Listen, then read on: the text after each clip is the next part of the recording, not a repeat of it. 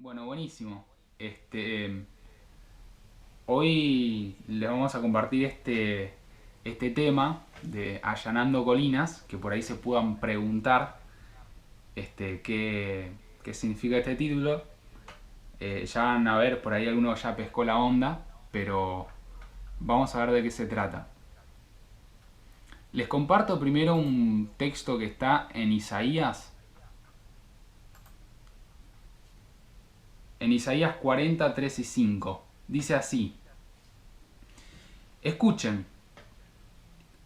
es la voz de alguien que clama. Abran camino a través del desierto para el Señor. Hagan una carretera derecha a través de la tierra baldía para nuestro Dios. Rellenen los valles y allanen los montes y las colinas. Enderecen las curvas y suavicen los lugares ásperos. Entonces se revelará la gloria del Señor y todas las personas la verán. El Señor ha hablado. Bueno, ahora la pregunta para ustedes es si alguien sabe de quién es esa voz que clama que menciona el versículo. Acá sí quiero que participen. De Juan, ¿Qué Juanjo? Juan el Bautista, Juan el Bautista, Bien, claro, porque hay dos Juan, ¿no? Está el apóstol y está el bautista. claro, ya. Exactamente, exactamente. ¿Y será que lo que significa el versículo este realmente sería que las personas, ¿no? Este, los judíos tenían que realmente ponerse a buscar tierra y llevarla a los valles y tirarlas en los valles para, bueno, levantar el nivel y agarrar un pico y una pala y ponerse a bajar las montañas para que todo quede llano? ¿Qué piensan que significa esto? No, para mí, ¿se escucha? Sí, te escucho perfecto, Flor. Que para mí se trata de preparar el camino de Jesús, o sea, preparar su... O sea, bueno, en este caso Juan estaba hablando de otra cosa, ¿no? Porque en otro contexto, pero si lo tomamos ahora, de preparar la venida de Jesús. Claro, bueno, tal cual. Exactamente, esto tenía un significado espiritual atrás de todo. Y si bien podría haber elegido el pasaje que se encuentra en los Evangelios, me gustó elegir este de Isaías porque de paso ya vamos viendo que es una profecía cumplida. Esta profecía se cumplió en realidad en Juan el Bautista, cuando él empezó a hacer todo esto. Bien, Juan el Bautista, digamos, era un hombre que tenía la misma edad de Jesús, alrededor de unos 30 años. Él había nacido 6 meses antes que Jesús, o sea que era un poquitito, apenas un poquito mayor que Jesús. Y cuando nació fue una cosa milagrosa en realidad porque tanto Elizabeth como Zacarías, que eran sus padres, eran muy, muy viejitos, o sea que ya ella era estéril por una cuestión de edad y, y fue por medio de un ángel que lo anunció, digamos, Zacarías se quedó mudo un tiempo. O sea, pasó un montón de acontecimientos importantes en ese momento que hicieron que el nacimiento de Juan el Bautista fuera todo un acontecimiento. Pero además de eso, hubo profecías acerca de él. O sea que desde el momento mismo que Juan empezó su vida, ya se habían hablado de él cosas grandes, cosas importantes. Y en ese momento la gente, no había tanta cantidad de gente, los pueblos, las ciudades eran más chicas, así que esto, dice la palabra, que corrió enseguida la bola y toda la gente se empezó a preguntar quién sería este chico en el futuro. Así fue, digamos que Juan fue consagrado para Dios y él después empezó a vivir en el desierto. En el desierto, esperando, digamos, su participación en todas las cosas que se habían hablado cuando él era chiquito. Pero ¿qué es lo que pasa? En cuanto empieza su ministerio, al poco tiempo que él se dedicaba a bautizar personas, al poco tiempo desaparece. ¿Qué es esto que pueden ver ahí en la diapo? Él estuvo muy poquito tiempo, porque como dijo Flor, su misión fue exclusivamente que la gente tuviera el corazón en condiciones de recibir el reino de Dios. En cuanto él bautizó a Jesús, Jesús lo reemplazó completamente y Juan prácticamente desapareció del mapa. En el Evangelio se lo menciona, creo que en el de Juan, una sola vez más, para hablar de que estaba en la cárcel y que todavía seguía con algunos discípulos. Pero básicamente esto es lo... O sea, él a partir de este momento desaparece completamente. O sea, Juan tuvo una única misión en su vida, que fue la de anunciar esta cuestión de la preparación del camino. Esto que él dice, allanar las montañas, de rellenar los valles, de los caminos sinuosos, enderezarlos, estaban hablando todo de lo mismo. Y era que la gente necesitaba tener su corazón en condiciones para lo que iba a venir. Que concretamente dice que es el reino de Dios. Fíjense, en Lucas dice, en ese tiempo, un mensaje de Dios llegó a Juan, el hijo de Zacarías que vivía en el desierto. Entonces Juan fue de un lugar a otro, por ambos lados del río Jordán, predicando que la gente debía ser bautizada para demostrar que se habían arrepentido de sus pecados y vuelto a Dios para ser perdonada. Y el mensaje que él decía está en Mateo. Dice, arrepiéntanse de sus pecados, vuelvan a Dios, porque el reino de los cielos está cerca. Entonces, si ustedes se ponen a pensar, todo el mensaje de Juan el Bautista y la misma esencia de su vida estaba centrada en este mensaje. En este mensaje de preparen el camino para el Señor. Pónganse a tiro. Hagan cosas para esperar esto que está por venir. Y él concretamente lo que anunciaba era como un bautismo de arrepentimiento, que era el bautismo de agua. Acá concretamente dice que era para demostrar que se habían arrepentido de sus pecados. O sea, la gente, no solamente de palabra o de boca, tenía que decir que se habían arrepentido, sino que también hacer público esto ante todo el mundo con el bautismo. Y la gente se bautizaba confesando pecados. ¿Bien? Así que todo esto era en forma de preparación, como dice acá, para el reino de los cielos que se estaba acercando. Concretamente, era Jesús el que se estaba acercando. O sea que fíjense ustedes que Dios estaba, antes de enviar a Jesús, estaba preparando todo. Y estaba en realidad preparando a la gente para ese momento. Antes de que el reino llegara, antes que Jesús apareciera para hacer la verdadera, porque este bautismo de arrepentimiento obviamente servía para demostrar que uno deseaba cambiar y que estaba dispuesto. Pero en realidad el que iba a hacer el cambio verdadero era Jesús. Pero para poder llegar a esa instancia de salvación, algo más espiritual, en realidad fue primero necesario que la gente preparara cosas en su corazón. Bien, la declaración era esta: arrepentirse, demostrarlo y volver a Dios. A mí me gustaría, aparte, concentrarme más en esto de demostrarlo. Y sobre esto vamos a estar hablando hoy, esta noche. Sobre la parte de la demostración.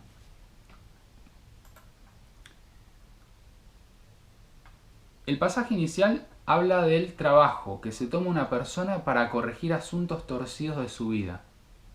Tal vez muchos kilómetros de camino desviado. Fíjense que acá la persona que está en busca de esto, en realidad lo que tiene que hacer es un trabajo, parece laborioso. Si ustedes se ponen a pensar lo que está queriendo decir el pasaje, enderezar caminos curvos, estamos hablando de kilómetros de camino. Allanar una montaña o un monte, con el tamaño que tiene, es algo grande. También rellenar un valle es algo bastante trabajoso, digamos. Así que acá en realidad la gente estaba siendo invitada a hacer un montón de cambios, de cosas grosas en su vida, que por ahí tenían que cambiar para hacer esta preparación. No es que Jesús iba a venir así como así. La gente necesitaba tener algo en su corazón ya en estado de mucha preparación. Esto fue toda una revolución en su momento, digamos, pónganse a pensar, la gente se viajaba desde Galilea, que había muchos kilómetros, hasta el sur, cerca de Jerusalén, para bautizarse con Juan. Es como que hoy en día la sociedad entera se revolucionara y miles de personas fueran a ver a una persona que se encuentra, qué sé yo, en Tucumán, por decir algo, que nosotros conocemos, solamente para bautizarse y para tener un encuentro espiritual. O sea, lo que se estaba gestando en el momento era algo realmente muy importante. Una especie de revolución espiritual que le tomaba a la gente mucha preparación. Como pongo acá, esto se trataba de una persona que no es que, bueno, un poquito o por casualidad hacía algunos cambios, sino que totalmente consciente de lo que estaba haciendo y deliberadamente, o sea, a propósito, estaba cambiando aspectos de su vida. Estaba tomando decisiones acerca de qué hacer o qué no hacer, qué actitudes tomar, qué cosas decir, qué cosas no decir, cómo comportarse. En definitiva, estaban buscando la manera, al hacer esta preparación, de hacer algo distinto de como ellos lo venían haciendo antes. Entonces la pregunta que yo les hago, y esta es más retórica, no hace falta que le pregunten, que me respondan, es cómo nos comportamos nosotros ante la idea de tomar este tipo de decisiones. ¿Son decisiones que nos parecen absurdas? Bien, ¿y por qué les pregunto esto?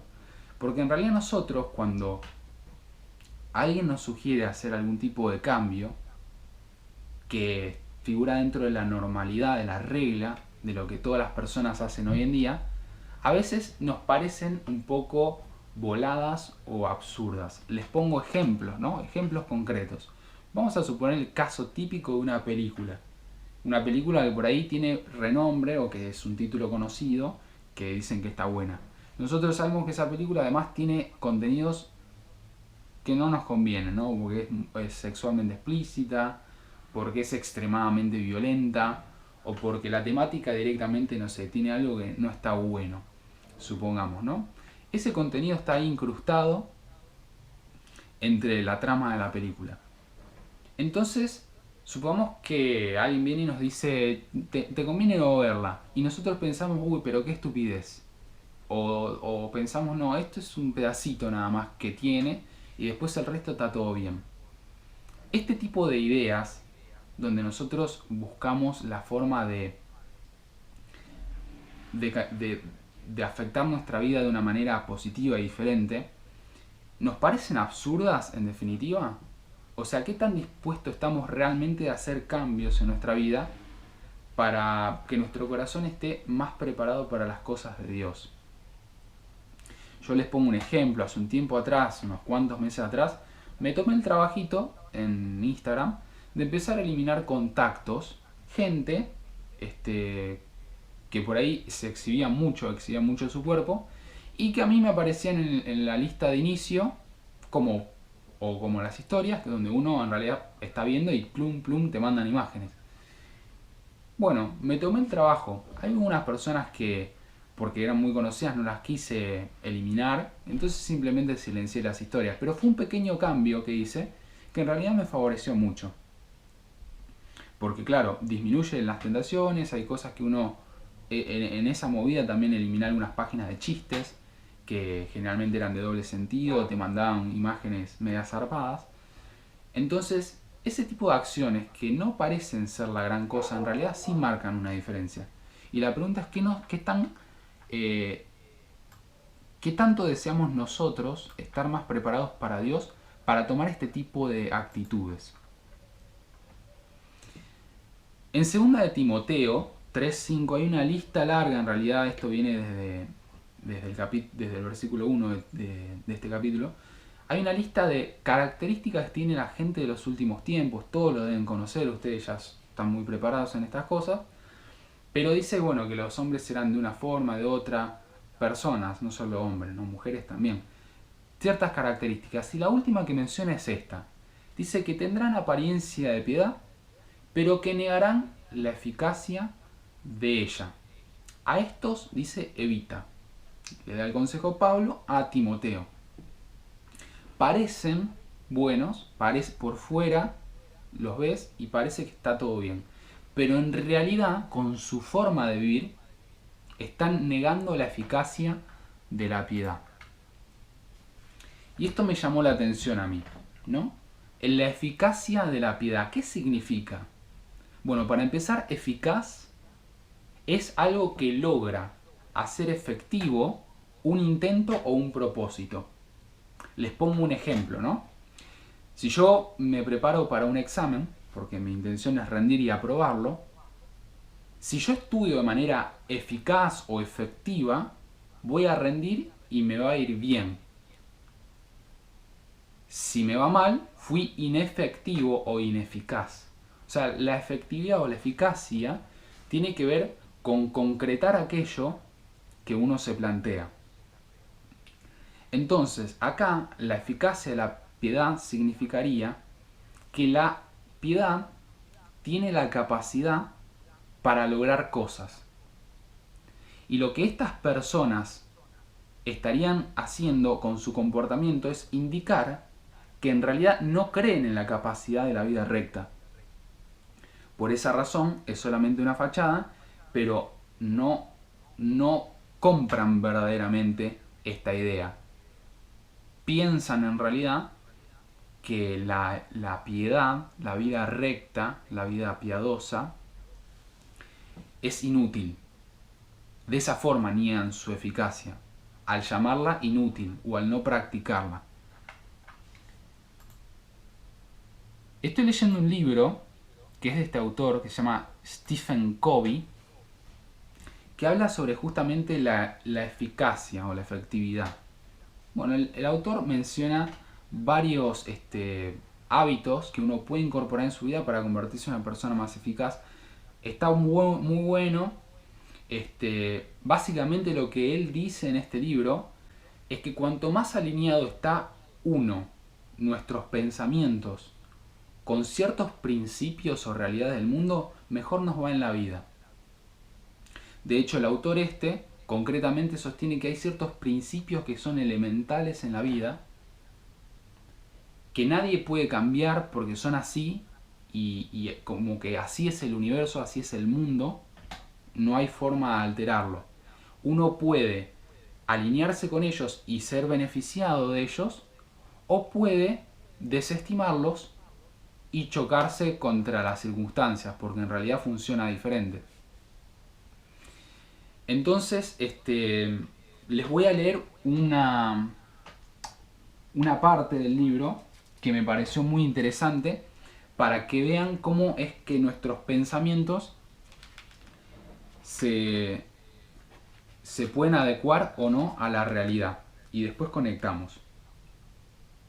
Dice: la ética del carácter se basa en la idea fundamental de que hay ciertos principios que gobiernan la efectividad humana.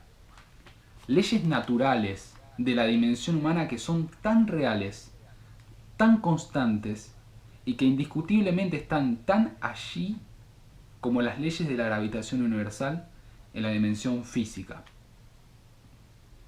Una idea de la realidad de estos principios y de sus efectos puede captarse en otra experiencia de cambio de paradigma. Esto de cambio de paradigma le llama a él a cambiar la manera en que nosotros tenemos de pensar. Dice cómo se narra en Proceedings el señor Frank Koch de la revista del Instituto Naval. Dice así: 2 acorazados asignados a la escuadra de entrenamiento habían estado de maniobras en el mar con tempestad durante varios días. Yo serví en el buque Insignia y estaba de guardia en el puente cuando caía la noche. La visibilidad era pobre. Había niebla, de modo que el capitán permanecía sobre el puente supervisando todas las actividades. Poco después de que oscureciera, el vigía que estaba en el extremo del puente informó: «Luz a estribor». «¿Rumbo directo o se desvía hacia popa?», gritó el capitán. El vigía respondió: «Directo, capitán», lo que significaba que nuestro propio curso nos estaba conduciendo a una colisión con aquel buque. El capitán llamó al encargado de emitir señales. «Envía este mensaje. Estamos a punto de chocar. Aconsejamos cambiar 20 grados su rumbo». Llegó otra señal de respuesta. «Aconsejamos que ustedes cambien 20 grados su rumbo». El capitán dijo: «Contésteles. Soy capitán. Cambie su rumbo 20 grados». «Soy marinero de segunda clase», nos respondieron. «Mejor cambie su rumbo 20 grados». El capitán ya estaba hecho una furia. Espetó: «Conteste. Soy un acorazado. Cambie su rumbo 20 grados». La linterna del interlocutor envió su último mensaje: «Yo soy un faro. Cambiamos nuestro rumbo».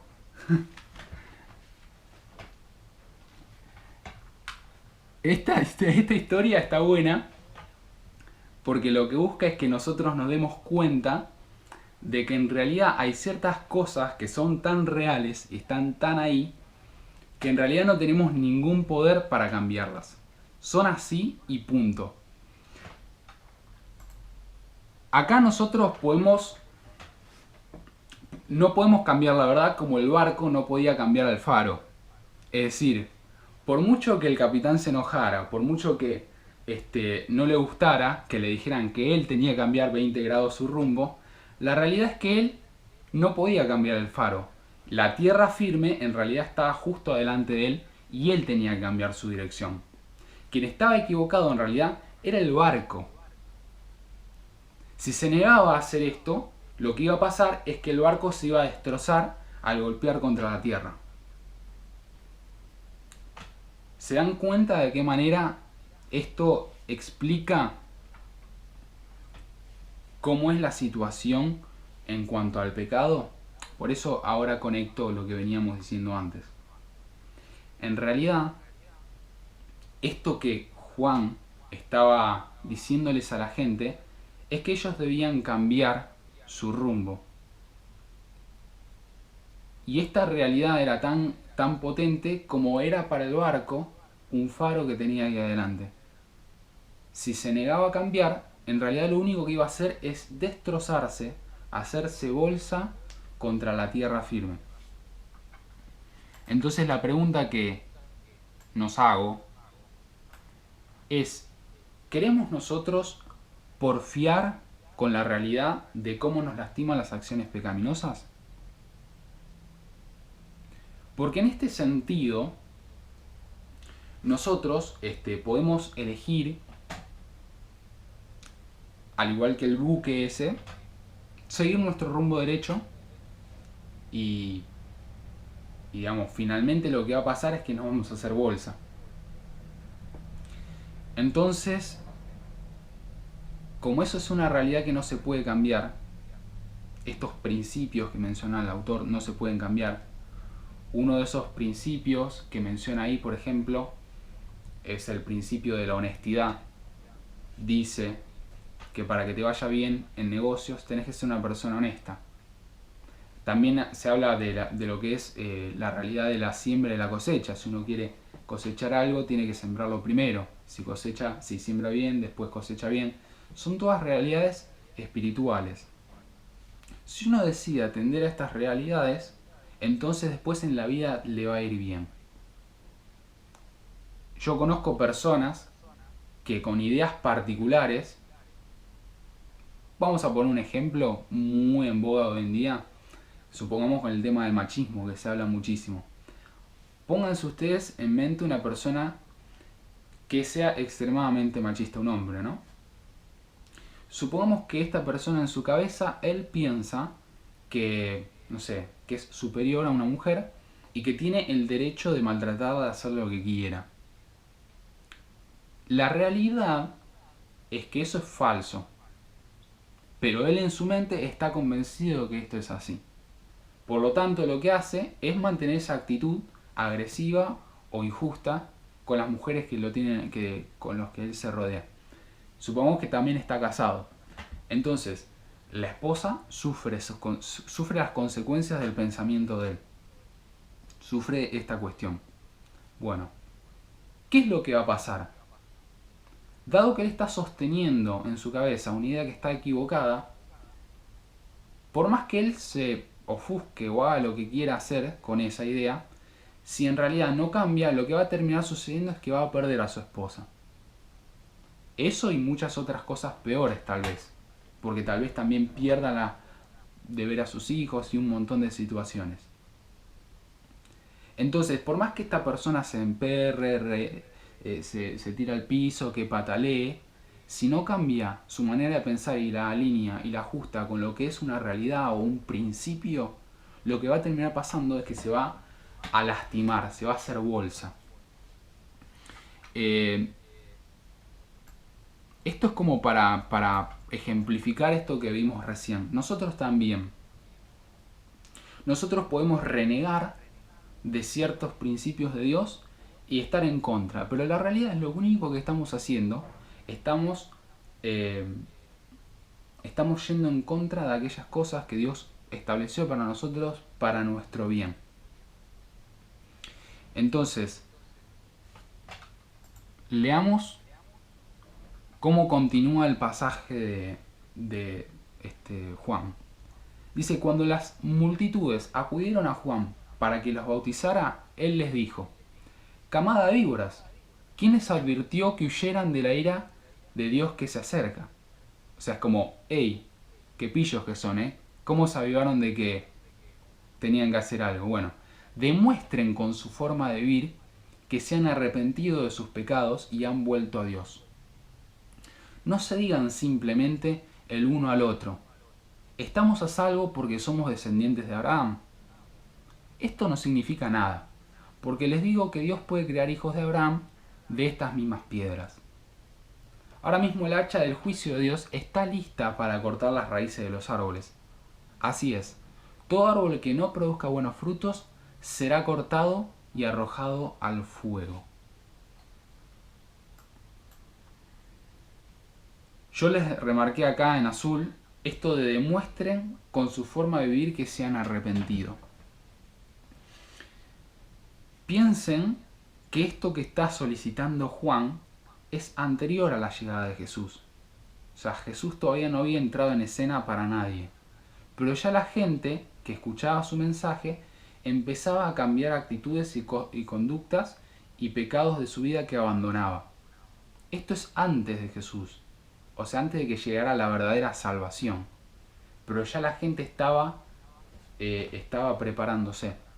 De forma que cuando llegó Jesús, se encontró con personas que ya estaban listas para recibir lo que él tenía. Y esto es de alguna forma lo que también pasa en nuestras vidas. Nosotros, si queremos algo más de Dios o queremos mejorar nuestra vida espiritual, por ahí lo que necesitemos antes de una llegada superior de Dios a nuestras vidas, sea tomar la decisión de empezar a enderezar ciertos caminos sinuosos y de allanar las montañas y de rellenar los valles y todo este sentido simbólico que usa Isaías. Y acá dice, no se digan simplemente somos hijos de Abraham. ¿Esto cómo se traduce a nuestro día de hoy? Es como decir, yo soy cristiano. Acá Juan dice, Dios puede hacer cristiano de hasta las piedras. Así que no piensen que están a salvo solamente por eso. Sino acuérdense que lo que tienen que hacer es corregir estas cosas. Y es sumamente duro el mensaje que usa Juan, porque él dice, el hacha está puesta a la raíz, y todo árbol que no da buen fruto es cortado y echado después al fuego. Pero con el ejemplo del barco, en realidad, obligarlo a cambiar de rumbo o amenazarlo no es realmente algo duro, porque si no lo hace chocaría contra las duras piedras de la realidad y se destrozaría a sí mismo. Así que en realidad el mensaje de Juan, por más que parecía duro, como amenazador, o cambian o el hacha está puesta y los va a arrancar, en realidad estaba reflejando una realidad de este mundo, una realidad de esta vida y el mundo tal como Dios lo creó y existe. Si uno va en contra de eso, en realidad lo único que va a hacer es terminar rompiéndose. Y la manera que encuentro y que quiero enfatizar también es esto que dice: demuestren con sus actos o demuestren con su manera de vivir que están arrepentidos. Yo estuve pensando acerca de esto porque muchas veces uno ora y les pide cosas a Dios, mantiene un diálogo y quiere crecer, por supuesto, en Dios y demás, y está muy bien, pero a veces esos cambios no aparecen o no suceden. Y nos preguntamos por qué. Y en realidad puede ser que nosotros necesitemos cambiar primero. Y en esto quiero hacer una aclaración, porque siempre pensamos si alguno de nuestros cambios van por pura gracia de Dios, o sea, usando sus fuerzas, o si somos nosotros los que tenemos que usar nuestras fuerzas para cambiar. Personalmente creo que hay casos y casos. Algunos casos por ahí extremos, donde hay vicios, por ahí necesite sí o sí un toque especial de Dios, porque si no, no hay vuelta que darles, como cuando ya superó las fuerzas humanas. Pero después hay otras ciertas cosas que en realidad están dentro de nuestro pleno alcance y nuestra capacidad de cambiar,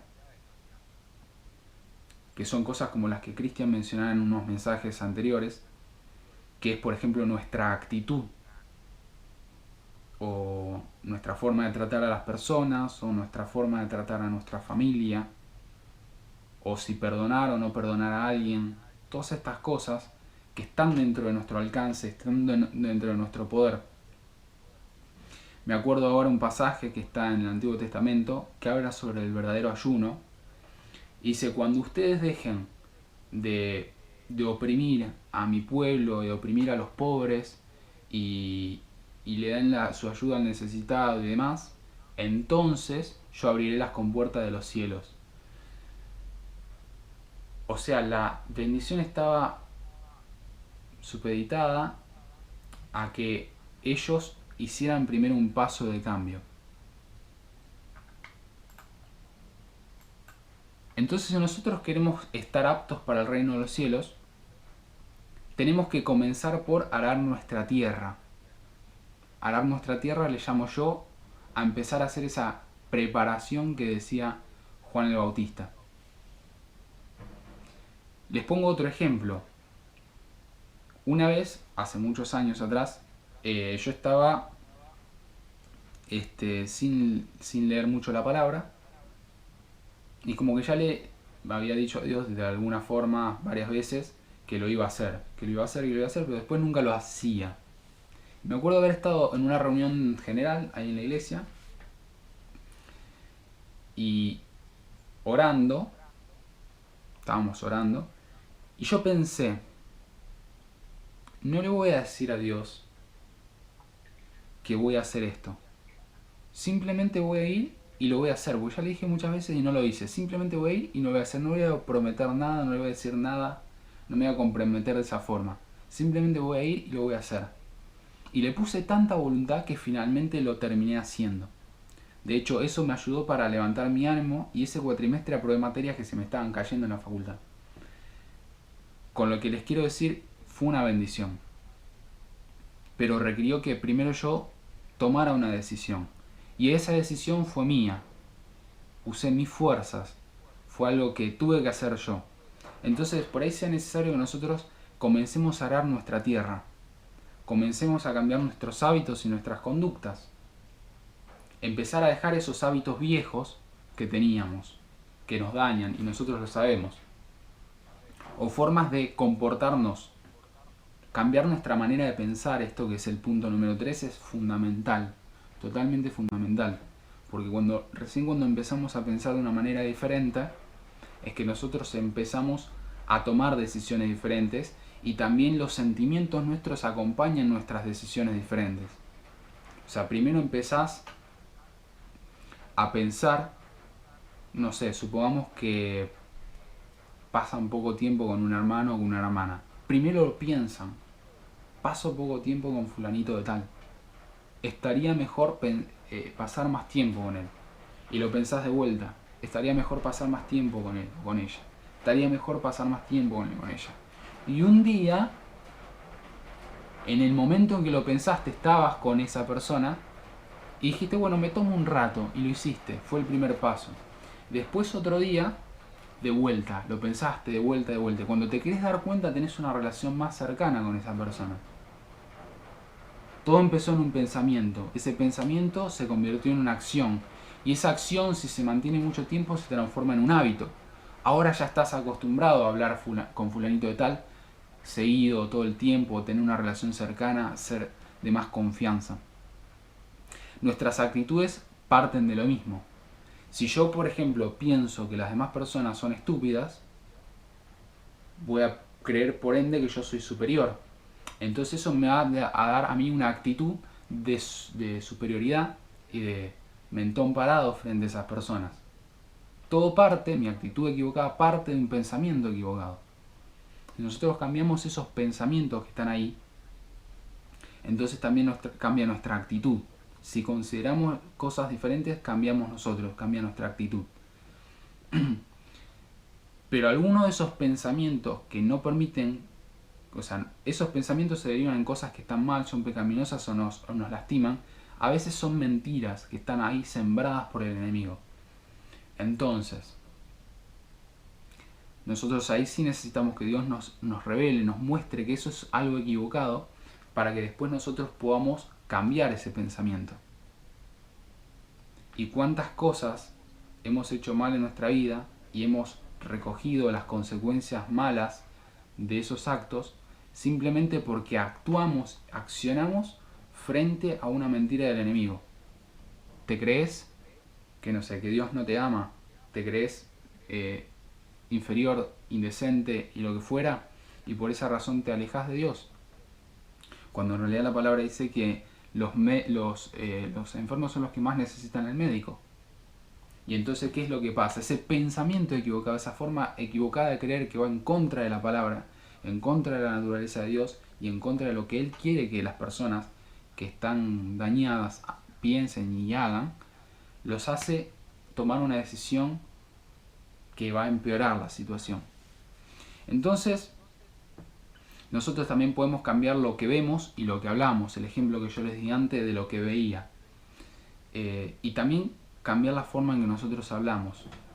Si nosotros, por ejemplo, nos expresamos habitualmente con formas de derrota, decir cosas como no voy a poder, o soy un estúpido, o fulanito de tal es un estúpido, o no sé, cosas que podemos decir con nuestras palabras, y tal vez estamos errando, estamos creando algo que es falso, y por lo tanto vamos a terminar dañándonos. Entonces, entendiendo que es nuestra manera de vivir con la cual nosotros demostramos el cambio, si lo hacemos, esto estaba en el último versículo del primer texto. Si nosotros decimos eso, entonces se revelará la gloria del Señor y todas las personas la verán. El Señor ha hablado. O sea, el texto de enderecen sus caminos termina con este gran versículo. Hagan estas cosas y entonces se revelará la gloria del Señor y todas las personas la verán. Y termino con este pasaje de Hebreos que me encanta. Dice, por lo cual levanten las manos caídas y las rodillas paralizadas y hagan sendas derechas para sus pies, para que lo cojo no se salga del camino, sino que sea sanado. Bien, por ahí nosotros estamos extenuados de estas decisiones equivocadas y nuestras manos, nuestras fuerzas, nuestros ánimos terminaron por el suelo. Acá nos dicen, pongan pecho, levanten las manos caídas, tus rodillas que están temblando, que están paralizadas, porque estabas cacheteado, bueno, fortalecelas y trazate para tus pies un camino que sea derechito, derecho. Empezá a corregir esas acciones que hacías antes que estaban erradas. Andá por un camino derecho, corregí eso que tenés que hacer, para que tus pies no se desvíen del camino. Y acá lo cojo no se salga del camino. Lo cojo es aquellas cosas de nosotros que están mal y que por ende pisan afuera del camino, caminamos chueco, ¿bien? Estamos ahí tropezando. Lo que está cojo en nosotros no se va a salir del camino, sino que al contrario va a terminar siendo sanado.